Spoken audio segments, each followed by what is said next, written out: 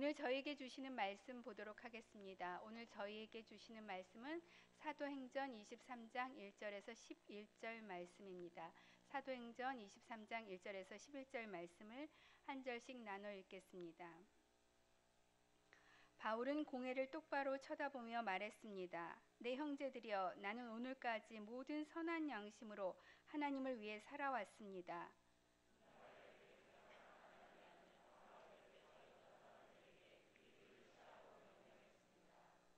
그러자 바울이 그에게 말했습니다. 하나님께서 당신을 치실 것이요, 당신은 회칠한 무덤과 같소. 당신은 거기 앉아 율법에 따라 나를 심판하면서 도리어 당신 자신은 율법을 어기고 나를 치라고 명령하고 있지 않소.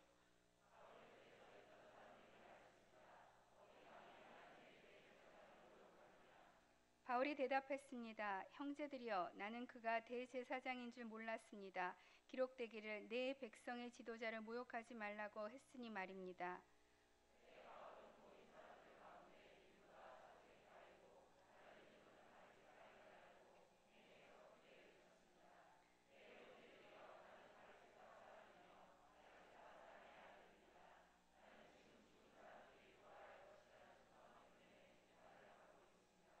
그가 이렇게 말하자 바리새파 사람들과 사두개파 사람들 사이에서 논쟁이 일어나 회중은 반으로 나뉘었습니다.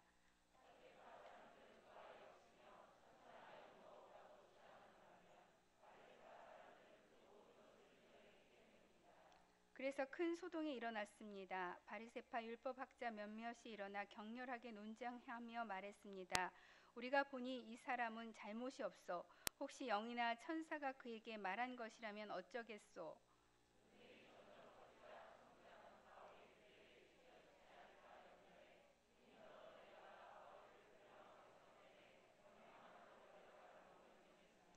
같이 읽겠습니다.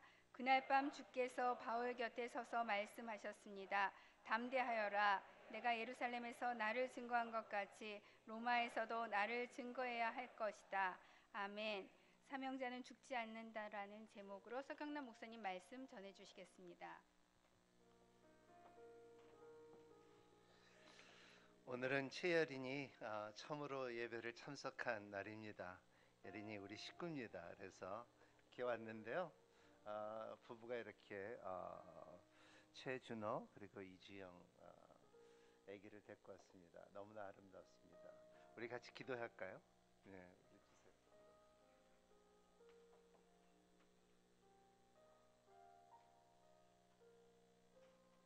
우리 손을 뻗고서 우리 예린이에게 예배자가 되기를 바랍니다. 하나님이 아는 딸이 되기를 바랍니다.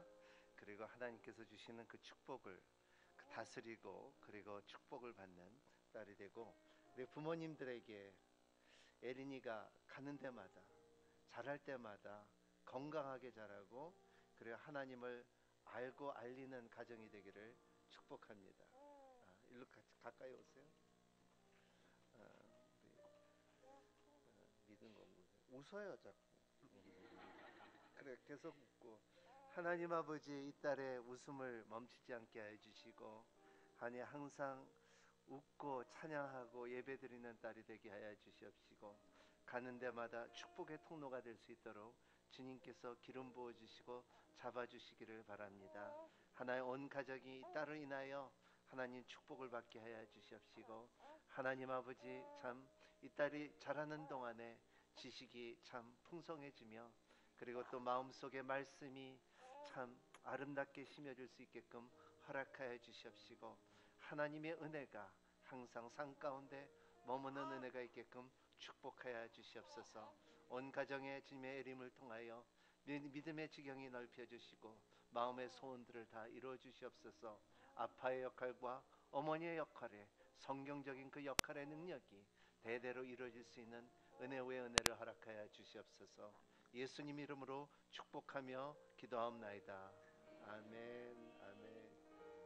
축하드립니다.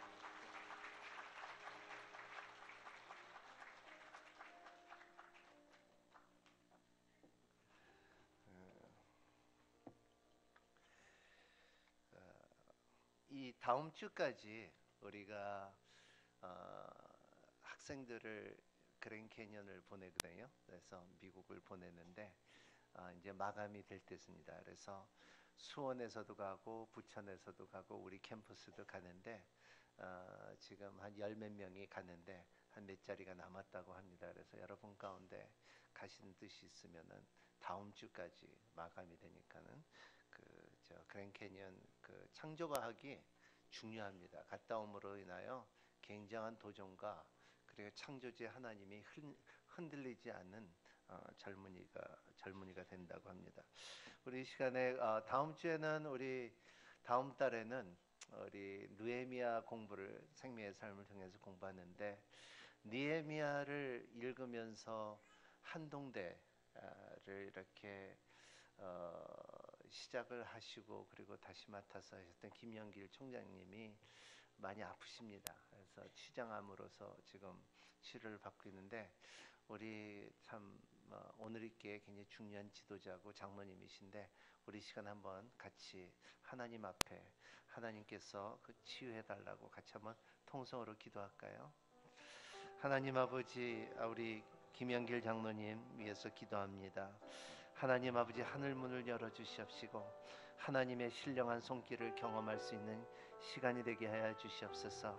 우리의 능으로도 아니요 우리의 행위로서도 아니고 하나님 주님의 말씀대로 나는 너의 치유의 하나님이라 했사오니 하나님께서 치유하여 주시옵시고 하나님의 뜻 안에서 김영길 장로님 한동대의 많은 참 젊은이들의 영향을 끼친 우리의 장로님입니다. 하나님 아버지 주님, 아버지 주님의 참 장로님에게 은혜의 해가 뜨게끔 허락하여 주시고 모든 세포들이 다시 재소생케 되게끔 주님께서 축복하여 주시옵소서. 우리의 모든 성도들이 연합하여 간구하오니 하나님께서 주님의 참 위로의 손길로 참 일으켜 주시고 낫게끔 허락하여 주시옵소서. 거룩하신 주님, 우리 김영길 장로님 위에 하늘 문을 열어 주시옵시고 신령한 뜻을 내려 주시사 하나님 아버지 모든 세포들이 다시 소생케 되게끔 허락하여 주시기를 바랍니다. 우리의 행위와도 아니고 우리의 능도 아니요 오직 주님께서 나는 치유의 하나님이라 했사오니 이 말씀이 참 장로님에게 풍성하게 임하여 주시사 하나님 젊은이를 많은 영향을 끼쳤던 장로님 위에 은총을 베풀어 주시옵시고 모든 사람들에게 큰 은혜와 하늘의 맛을 볼 수 있도록 축복하여 주시옵소서. 예수님 이름으로 간절히 기도하옵나이다. 아멘. 할렐루야. 오늘 말씀은 사명자는 죽지 않는다. 사도행전 23년 참 중요한 말씀입니다.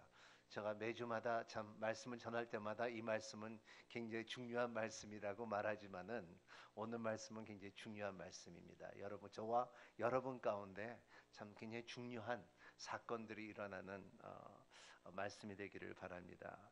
어떠한 상황에서도 어떠한 케이스가 있다 할지라도 어떠한 시츄에이션이 있다 할지라도 어떠한 인생의 스토리가 있다 할지라도 분명한 사실은 예수 믿는 사람들은 안 믿는 사람보다 삶이 더 잘 살아야 됩니다. 예수 믿는 사람은 믿지 않는 사람보다 더 삶을 더 잘 살아야 되는 이유가 있습니다. 이유는 세상 사는 사람들은 혼자 살지만은 예수 믿는 사람들은 혼자 살지 않습니다. 예수 믿는 사람들은 같이 삽니다. 주님과 같이 삽니다. 성령님과 같이 삽니다.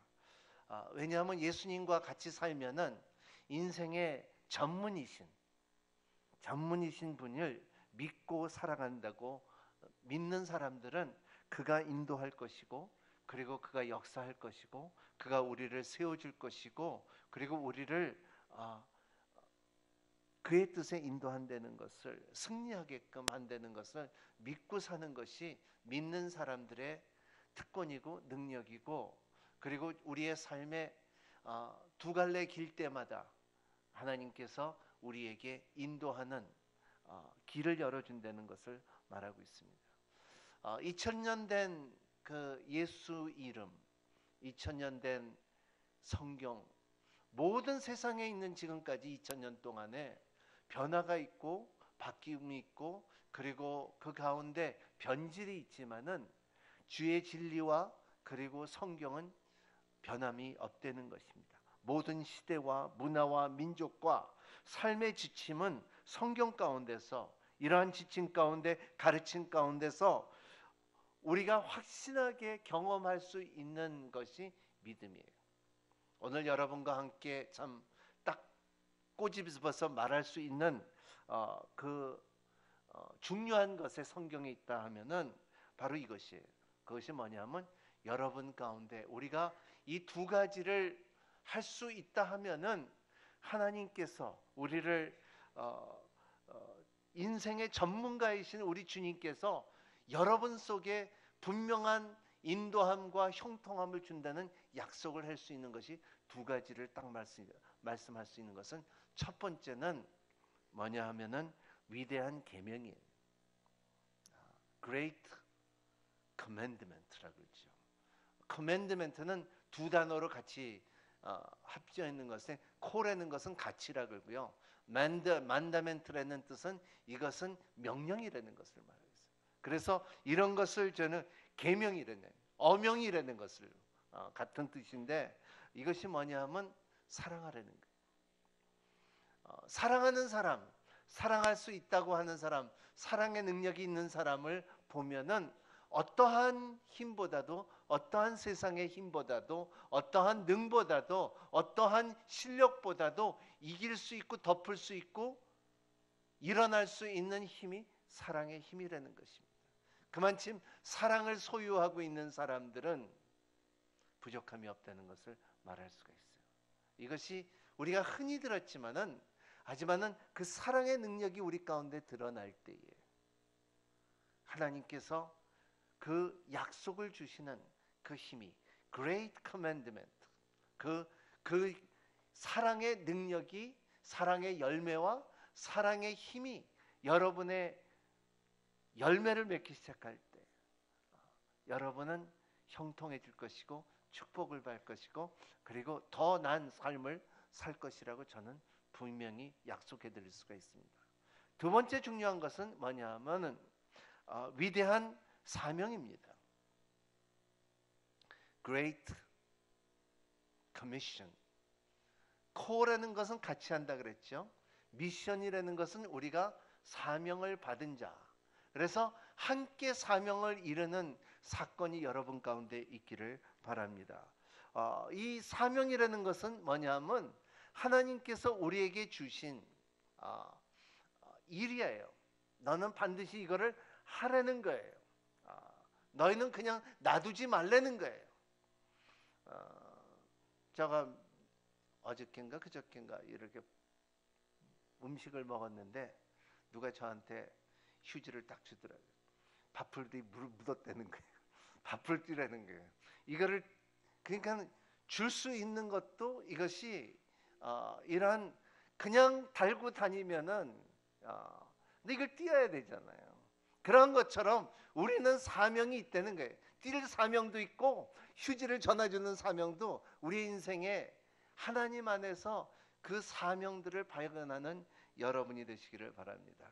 우리 마태복음 22장 잘 아는 말씀입니다. 36절서부터 39절, 그리고 28장 18절서부터 22절, 20절 우리 같이 한번 읽겠습니다. 시작. 선생님, 율법 가운데 어느 것이 가장 중요한 계명입니까? 예수께서 대답하셨습니다. 내 마음을 다하고 내 생명을 다하고 내 뜻을 다해 주 내 하나님을 사랑하여라. 이것이 가장 중요하고 으뜸되는 계명이다. 그리고 둘째 계명도 이와 같다. 내 이웃을 내 몸처럼 사랑하여라. 이것이 Great Commandment. 사랑하여라. 이웃을 마음과 정성과 뜻을 다하여 하나님을 사랑하고 이웃을 내 몸과 같이 사랑하라 한 것이 첫 번째 계명이고, 사명은 무엇입니까? 마태복음 28장 18절서부터 20절 시작. 그때 예수께서 다가오셔서 그들에게 말씀하셨습니다. 하늘과 땅과 모든 권세를 내가 주어졌다. 그러므로 너희는 가서 모든 민족을 제자를 삼아 아버지와 아들과 성령의 이름으로 세례를 주고 내가 너에게 명령한 모든 것을 그들에게 가르쳐 지키게 하라. 보라, 내가 세상 끝날까지 너희와 항상 있을 것이다. 이 말씀의 능력이 기독교 역사에 얼마나 큰 역사와 능력과 그리고 믿는 사람들에게 세상의 방법으로 아닌 사람들이 살았는지 몰라요. 오늘 아침에 이재원 목사님께서 설교 가운데 데이비드 리빙스턴에 대해서 잠깐 말씀하셨는데 참으로 의사라서 아프리카의 지역에 가서 자기의 희생한 그 역사를 볼 때 눈물이 나더라고요. 근데 데이비드 리빙스턴은 쌍둥이였어요. 그때만 해도 두 쌍둥이가 의대에 나와서 한 사람은 법 리빙스턴이고 한 사람은 데이비드 리빙스턴이었어요.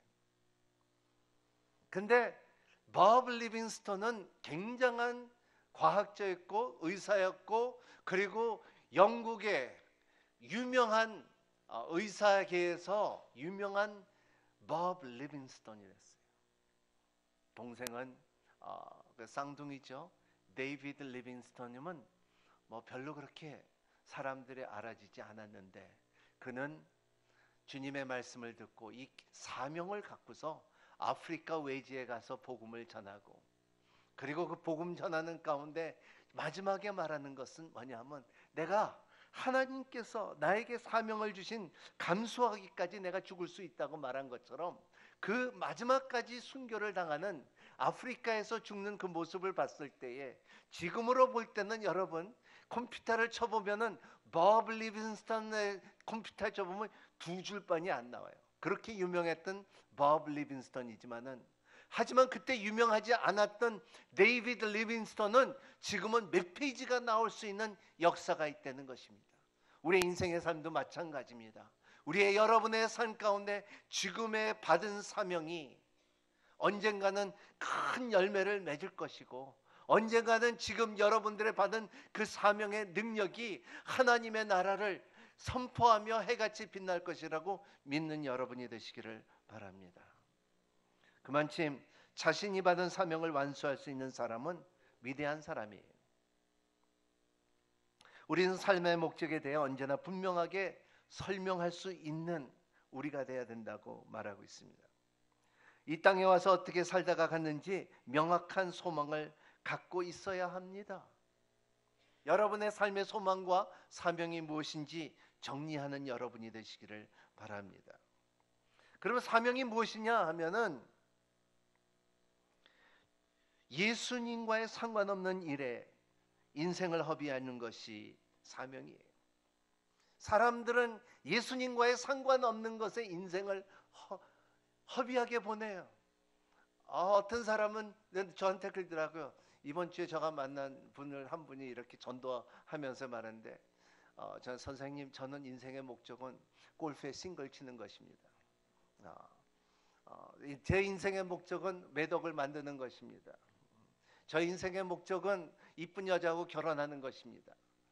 이게 인생의 목적. 이것이 허비하지 않게 더 중요한 것은 예수 그리스도와 상관없는 일을 하지 말라는 것이 우리의 삶의 사명을 갖고 있는 사람들이 해야 되는 것을 말하고 있어요. 이번 주에 그 이동원 목사님 세미나를 참석했는데 이동원 목사님이 그러시더라고요. 우리 지난주에 우리의 저출산에 대해서 말씀했잖아요. 우리 한국에 굉장히 심각합니다. 그래서 우리는 받은 사명이 두 가지예요. 따라합니다. 전도하자.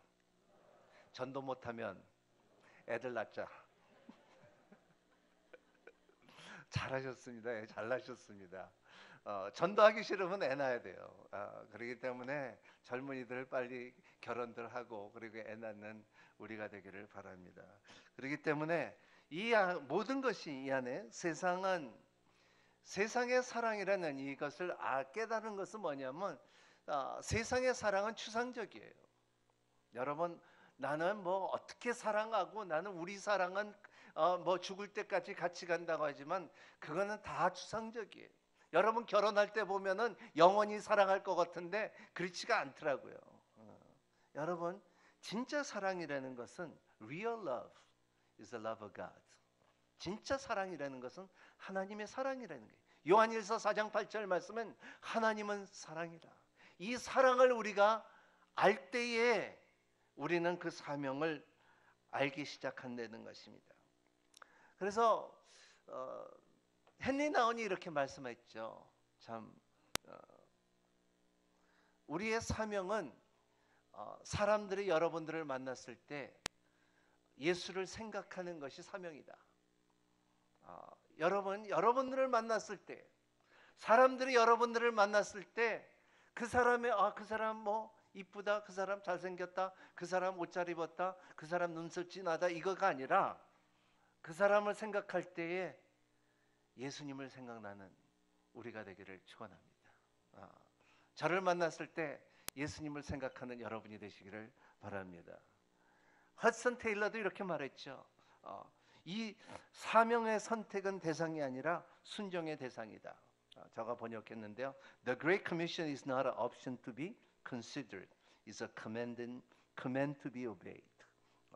사명의 선택은 대상이 아니라 순종의 대상이다. 그래서 오늘 제목에 사명자는 죽지 않는다.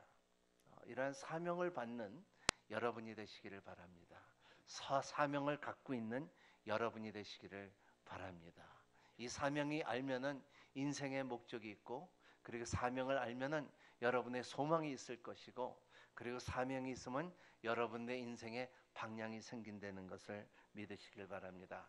오늘 말씀 들어갑니다. 1절 들어갑니다. 같이 읽겠습니다. 시작. 바울은 공의를 똑바로 쳐다보며 말했습니다. 내 형제들이여, 나는 오늘까지 모든 선한 양심으로 하나님을 위해 살아왔습니다. 사명을 받은 사람들은 첫 번째는 선한 양심을 가져야 돼요. 그렇기 때문에 여러분, 양심은 굉장히 중요합니다. 양심을 관리하는 여러분이 되시기를 바랍니다. 그래서 예레미야는 하나님의 법을 너의 마음에 새겨놨다 그런 것처럼 여러분, 마음 안에는 양심이 갖고 있습니다. 이걸 아셔야 되는데, 자, 나는 영적인 존재, 따라합니다. 나는 영적인 존재다. 나는 혼을 갖고 있고, 난 몸 안에 산다. 한 번 더, 나는 영적인 존재다. 나는 혼을 갖고 있고, 나는 몸에서 산다. 내 몸에서 산다죠. 그러니까는 여러분들이 몸도 관리할 수 있어야 되지만 여러분의 혼을 관리해야 되는데, 혼을 관리하다 보면, 마음을 관리하다 보면 마음속에 양심이 선해져요. 양심이 선한 양심을 갖고 있는 사람이 주님의 사명을 감당할 수 있는 것을 말하고 있습니다. 보면은 사도 바울은 디모데에게 가장 아들같이 생각하는 아들에게 준 말씀이 있는데, 디모데전서 1장 5절에 있습니다. 같이 읽겠습니다. 시작. 이 명령의 목적은, 시작, 나와야 될 텐데, 자, 이 명령의 목적은 선한 양심과 거짓 없는 믿음에서 나오는 사랑을 이룬 데 있다. 이것이 선한 양심이 없으면은 사랑을 이룰 수가 없다는 거예요. 거짓 믿음이 있으면 사랑을 이룰 수가 없다는 것입니다. 그렇기 때문에 너희들의 경건하게 하는 것은 너희들에게 선한 양심을 갖고 거짓 없는 믿음이 있어야지 사랑이 이룰 수가 있다는 것을 바울은 말하고 있어요. 그리고 바울은 선한 양심을 가짐으로써 사역을 했다고 말했습니다. 고린도전서 4장 4절 같이 읽겠습니다. 시작. 나는 양심에 꺼리끼는 것이 전혀 없습니다. 그러나 이것으로 내가 의롭다는 것을 아닙니다. 나는 판단하신 분은 주이십니다. 오늘 항상 주님의 얼굴 앞에 살아가는 양심이 깨끗한 바울이 누구 앞에 서냐 하면은 대제사장 공의의 앞에서 나와서 씁니다. 그래서 말하기는 나는 하나님 앞에 모든 양심을 갖고 일했습니다 하고 말하니까 결과가 뭡니까? 결과가 이렇습니다. 2절 3절 같이 읽겠습니다. 시절. 이 말에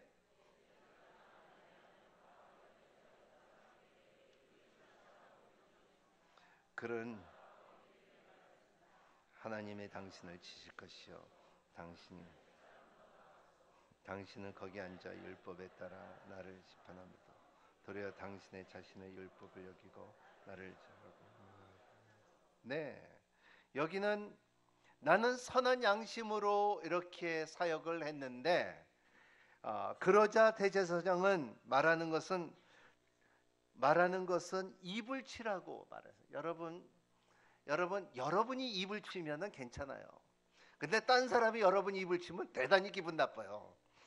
굉장히 기분 나쁩니다. 머리 치는 것보다도 더 기분 나빠요. 그렇죠? 그래서 부모님들 자녀들 입치지 마시길 바랍니다. 그러니까 근데 이 대제사장인데도 불구하고 바울의 말에 입을 치라 한 것은 굉장히 큰 모독입니다. 그 가운데 바울이 화가 나서 말한 것은 하나님께서 당신을 치실 것이요 당신을 회칠한 무덤과 같소. 주님도 그랬죠. 바리새인들한테 뭐라 그랬어? 너희는 회칠한 무덤 같다 한 것처럼 에스겔서 13장 18절에 나오는 말씀입니다. 거짓 선지자들을 방언하기 위하여 말하는 에스겔에 말한 것처럼 예수님께서는 바리새인들의 말한 것처럼 너희들은 겉으로는 회를 쳤지만은 안에는 무덤이다. 냄새가 난다. 비어있다. 썩어져 간다. 이 말이에요. 가면을 쓰고 있다. 이런 말이에요. 회칠한 무덤이라고 바울이 말했을 때에 4절 5절 같이 읽겠습니다. 시작. 바울 곁에 서 있던 사람들이 말했습니다. 어디 감히 하나님의 대제사장을 모욕하느냐. 바울이 대답했습니다. 형제들이여 나는 대제사장인지 몰랐습니다. 기록되기를 내 백성의 지도자를 모욕하지 말라고 했습니다. 여기에 보면은 많은 주석들 가운데 이 말이 있습니다. 여기에 어떻게 대제사장을 몰라봤을까? 그럴 수도 있어요. 왜냐하면 여기에 그 대제사장이 이렇게 있지만은 아마도 대제사장 옷을 입지 않았을 거예요. 아마 이 미팅이 공식적인 미팅이 아니었을 거라고 생각합니다. 많은 주석가들이 그렇게 말, 저도 그렇게 동감하는데 여기서는 그냥 바울이 왔으니까는 입을 치라. 대제사장은 그렇게 할 수가 없죠. 입을 치라고 말할, 법을 전하고 법을 지키는 말하는 사람이 어떻게 그런 말을 할 수 있습니까? 바울이 대제사장인지 몰랐는데 저 사람들이 볼 때 대제사장에게 어떻게 그렇게 말할 수 있느냐, 모독할 수 있느냐 했을 때 바울의 변호는 말씀이 있기 때문에 변호할 수가 있다는 것입니다. 이것이 바울이 뱀같이 지혜롭고 비둘같이 순결한 모습을 보았던 바울. 이러한 아마도 많은 또 사람들이 말하기는 바울은 대제사장을 몰라봤겠다. 왜냐하면 눈에 안질이 있기 때문에, 눈이 안 보였기 때문에 몰랐을 수도 있다. 그 말도 맞아요. 하지만 중요한 것은 이러한 상황 가운데서 어떻게 태도를 보였느냐 하면은 그게 중요합니다. 여러분, 여기에 중요한 것은 우리가 이러한 영적인 대결이 있을 때에 어떠한 태도가 있는 것이 중요하다는 것을 말하고 있어요. 여기는 바울은 먼저 맞습니다. 대제사장을 법을 전하는 사람들에게 기록되어 있을 때 내 백성 지도자를 모욕하지 말라고 했습니다. 출애굽기 22장에 나오는 말씀이죠. 이 말씀을 한 것처럼 바울은 어떠한 권위자 가운데서도 그러니까는 권위를 갖고 있지만 잘못 이용하는 사람 보고 권위자라 그러잖아요. 그러한 권위자 앞에서도 하나님의 말씀을 전하고 그리고 진리로 변호하는 모습을 볼 때 우리도 크게 배울 것이 있는 것은 여러분의 어떠한 상황 가운데서도 어떠한 권위자 앞에서라도 여러분들은 그 말씀을 갖고 있을 때는 그 상황을 극복하고 이길 수 있는 능력이 있다는 것을 믿으시길 바랍니다. 오늘 이렇게 내적 치유를 하면은 제가 이렇게 세미나를 하고 이렇게 보면 젊은이들을 보면은 가장 80%의 젊은이들이 부모님들에게 상처가 많아요. 특히 제가 아버지 학교를 하면은 아버지 학교 가운데 아버지의 한 말, 30초의 말이 30년이 가더라고요. 30초의 말이 이 말이 칼보다 깊더라고요. 사람의 인격을 망가뜨리는 사건들이 가정마다 있을 때에 이러한 권위자 속에서 권위는 좋지만은 권위자는 좋은 게 아니에요. 권위의 절대적인 권위는 어디 있습니까? 진리에 있다는 것을 믿으시길 바랍니다. 여러분 가운데 권위자가 되지 마시고 권위를 갖고 있는 사람이 되시기를 예수님 이름으로 축복합니다. 이것이 중요해요. 그래서 어딘가는 어떠한 상황에서도, 어떠한 나라에서도, 어떠한 문화 가운데서도 진리는 우뚝하게 선다는 것을 믿으시길 바랍니다. 이 진리는 변하지 않습니다. 진리는 위대합니다. 여러분, 서울대학에 가면은 베리타데 룩스미아, 진리는 내 빛이다. 여러분, 진리를 갖고 있는 사람이 그 말을 할 수가 있습니다. 그래야지 빛이 생깁니다. 길이 생깁니다. 그리고 축복이 생깁니다. 이것이 진리예요. 진리는 어떠한 1000개, 10,000개, 수억의 거짓이 있다 할지라도 진리는 딱 하나예요. 하지만은 그 진리는 이길 수 있는 힘이 있다는 것입니다. 왜냐하면 불은 어두움을 이길 수 있는 법칙이기 때문에. 이 진리를 소유된 여러분이 되시기를 축복합니다. 바울은 이 진리를 알았어요. 바울은 이 예수 그리스도의 진리를 알았기 때문에 이렇게 담대하게 말할 수가 있습니다. 또 사건이 있습니다. 오늘 6절, 7절, 8절 같이 읽겠습니다. 시작. 그때 바울은 모든 사람 가운데 일부가 사두개파에 받고 다른 일부는 바리새파를 알고 공의로 크게 외쳤습니다. 내 형제들이여, 나는 바리새파 사람이며 바리새파 사람의 아들입니다. 나는 지금 죽은 사람들의 부활한 것을 소망 때문에 재판을 받고 있습니다. 그가 어떻게 말하자 바리새파 사람들이 사두개 사람들 사이에 논쟁이 일어나 회중의 반으로 나눴습니다. 사두개파 사람들은 부활이 없어서 천사도 없고 영도 없다고 주장하는 반면 바리새파 사람들은 그 모든 것을 인정했기 때문입니다. 여기에 보면 파가 있어요. 여러분, 파가 있기 때문에 바리새파하고 그리고 사두개파가 있었습니다. 이러한 가운데 그들은 사두개파는 천사를 믿지 않고 부활을 믿지 않고 영적인 것을 믿지 않고, 사두개 사람들은 거진 다 돈으로 해결하는 사람이었고, 그리고 바리새파 사람들은 종교와 그리고 권위로 해결할 사회를 이끌어 나가는 그 두 종류의 사람들이었습니다. 이렇게 보면은 바울은 이것을 그 때를 이용해서 이 사람들에 대해서 나는 바리새인 중에 바리새인이고 난 바리새인의 아들입니다. 나는 부활을 믿습니다. 내가 여기 선 것은 부활인 것을 믿기 때문에 이렇게 섰습니다 했을 때 요동이 일어나기 시작합니다. 요동을 치게 하게끔 하는 바울의 지혜예요.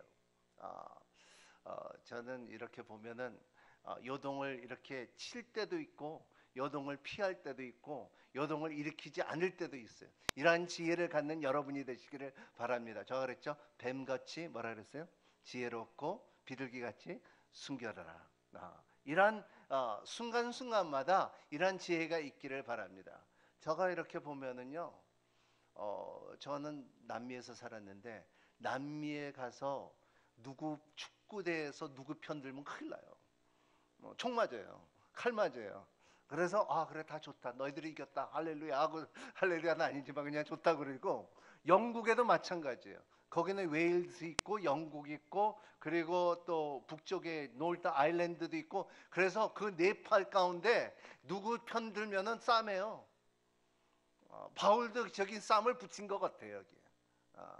그래서 여러분들은 쌈을 붙일 때가 있고 쌈을 붙이지 않을 때가 있는데, 바울은 여기에 말하기는 나는 이것 때문에 그래도 끝까지 복음 진리 때문에 부활하신 사람들을 믿고, 그리고 그 사람 죽은 사람들이, 수많은 사람들이 죽은 사람이 부활했는 것을 내가 믿기 때문에 내가 서 있다, 이렇게 말하고 있습니다. 그때 소동이 났다. 율법학자 몇 명이 일어나 격렬하게 논쟁하고 그들에게 말했습니다. 근데 그 가운데 주님께서 당했던 사건이 같이 일어납니다. 9절 읽겠습니다. 시작. 그래서 큰 소동이 일어났습니다. 바리새파 율법학자의 몇몇이 일어나 격렬하게 논쟁하며 말했습니다. 우리가 보니 이 사람은 잘못이 없어. 혹시 영이나 천사가 그에게 말한 것이라면 어째겠소? 여기에 보면은 니고데모가 예수님에 대해서 이렇게 말하죠. 그죠? 그러한 것처럼 그 가운데, 소동 가운데 변호하는, 사명을 받은 사람들에게 이 변호하는 사람이 반드시 있다는 것을 믿으시길 바랍니다. 여러분이 사명이 있으면 여러분의 주님의 복음을 전하는 사람이고, 여러분의 주님의 일을 하고 있는 사람은 여러분이 잘못이 있다 할지라도, 가출이 있을 때도 변호하는 사람이 있다는 것을 믿으시길 바랍니다. 저는 항상 느껴요. 선교지에 나가서 일을 하다 보면요, 내가 이렇게 구석에 몰리고, 그리고 저는 한번 파키스탄에 가서 잡혔어요.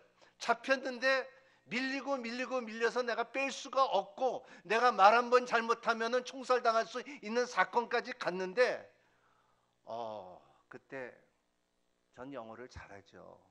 영어로 물어봤는데 내가 딱 말했어요. 지혜로운 것은 Me no speak English 그랬어요. 한국말 하는 사람 데리고 오라 그랬어요. 그러니까 못 데리고 오더라고요. 그러니까 날 풀어주더라고요. 이게 지혜예요. 저가 영어로 막 말했으면요, 저는 벌써 죽었죠. 그리고 또 옆에 있는 사람, 이 사람은 한국 사람이니까는 이 영어 못하니까 이 보내주라고 그러더라고요. 높은 사람이. 그런 항상 개입하는 사람이 여러분이 하나님의 일을 할 때 있는 것을 믿으시길 바랍니다. 아멘.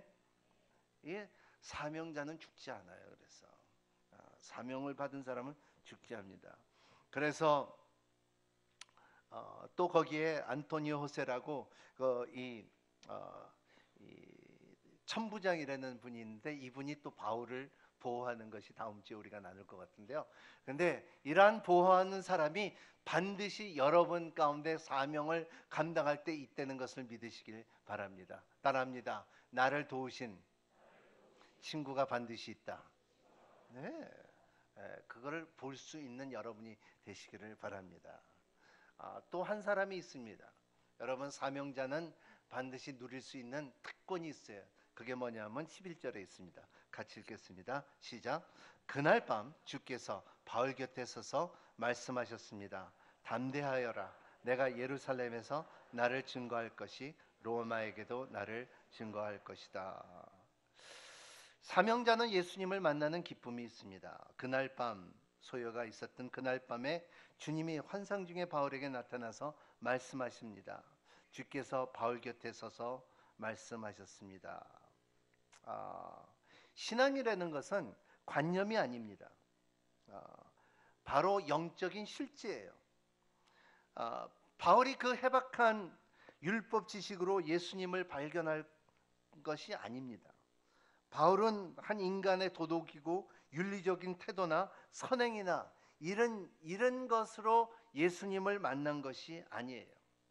이러한 해박한 윤리 지식과 학문이 예수님을 더 핍박할 수 있는 힘이 있어요. 하지만은 누구든지 예수님을 만날 수 있는 특권이 있다는 것이 우리예요. 그러면 우리는 어떻게 예수님을 만날 수 있습니까? 어떻게 만납니까? 예수님을 만납니까? 예수님을 만나는 방법은 주님께서 찾아오세요.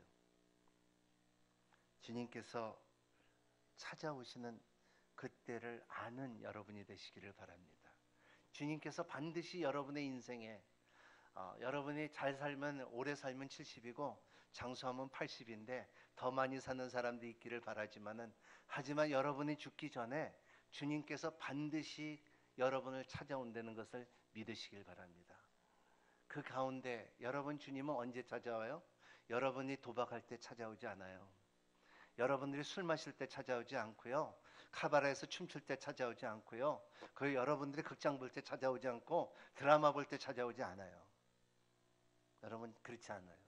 여러분 생각해 보세요. 주님께서 언제 나를 찾아올 수 있다는 공간과 장소와 시간을 생각하는 여러분이 되시기를 바랍니다.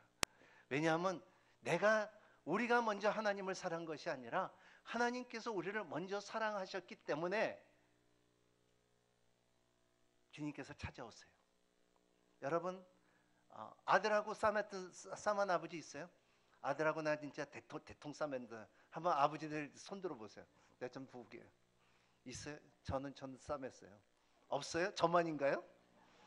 저는 아들하고 한번 대통 싸맨 적이 있는데 없어요? 아유. 엄마는 있어요? 엄마 딸하고 싸맨 사람 있어요? 손 들어보세요.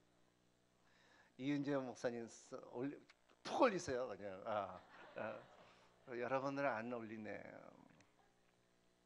있는 것 같은데 분명히 있어요. 왜 없어요? 근데 이제는 나 더 이상 너하고 말하지 않는다. 우리 관계 끊자. 대화 끊자. 하지만은 못 참아요. 저가 먼저 전화해야 되고요. 저가 먼저 다가와야 되고요. 저가 먼저 말 걸어야 돼요. 그렇잖아요? 여러분, 그래요.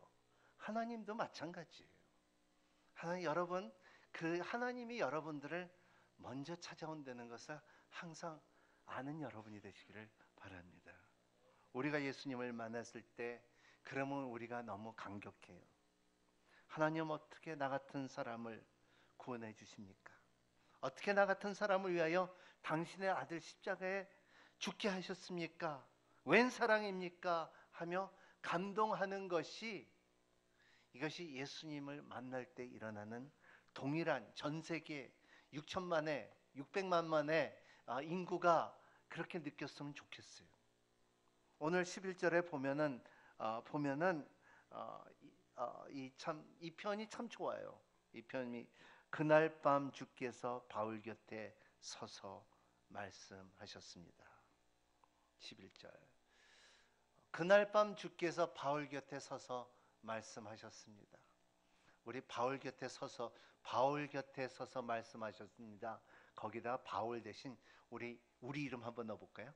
한번 시작. 그날 밤 주께서 경남 곁에 서서 말씀하셨습니다.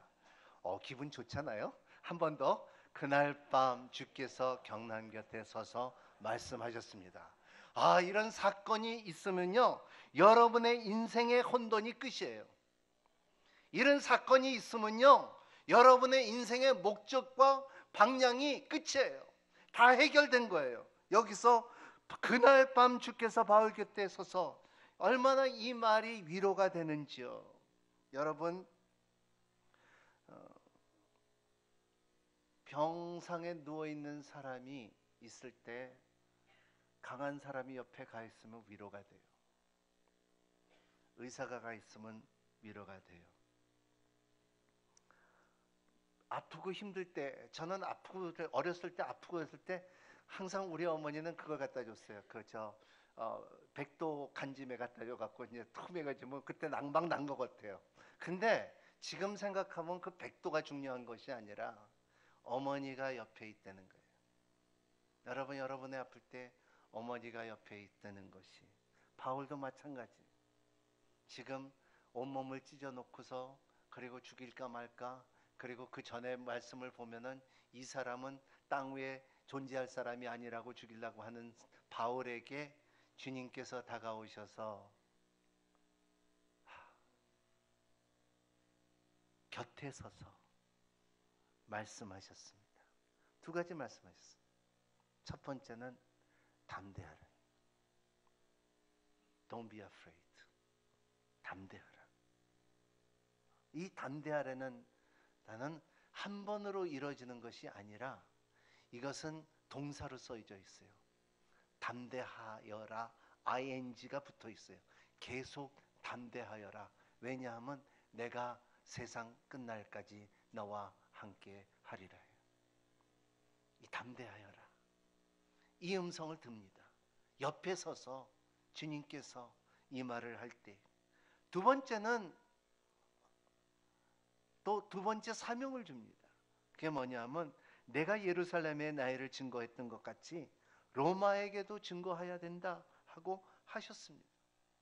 로마에게도 내가 모르는 땅에 거기서 가서 증거하여라 하는 그 주님께서 부탁이 있는 것은, 왜 주님께서 나타난 것은, 너는 로마에 가면은 힘들다, 어렵다, 하지만은 내가 너와 함께 하는 것을 갖고서 나가는 너가 되기를 바랍니다.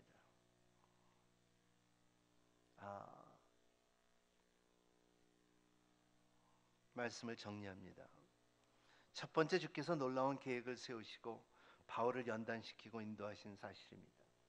바울은 지금 주님의 곁에 서 있는 것을 보고, 그리고 모든 40번이나 매맞고 3번이나 배가 추락하고 침몰당하고, 그리고 배고프고 힘들고 어렵고 그러한 모든 상황, 2차 선교여행, 3차 선교여행, 이 1차, 2차, 3차를 겪으면서 이 가운데서 주님께서 그 위로가, 참 그 위로의 아름다움이, 그 모든 연단 가운데 두려워하지 말라.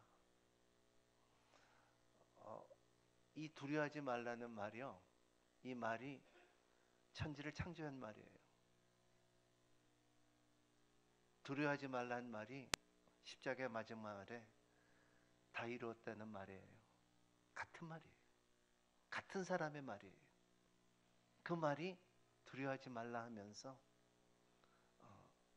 그 모든 연단 가운데 두려워하지 말고, 이제는 내가 너한테 의탁한 사명을 새롭게 주는 것은 로마로 가라는 거예요. 여러분, 여기에 중요한 포인트가 있어요.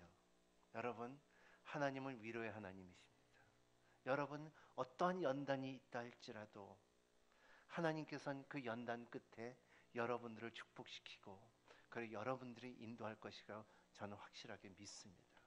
여러분, 지금 어떠한 어려움이 있다 할지라도, 어떠한 갈림길이 있다 할지라도, 여러분 주님을 끝까지 붙잡으시고 주님께서 찾아오는 그 시간을 기다리는 여러분이 되시기를 바랍니다.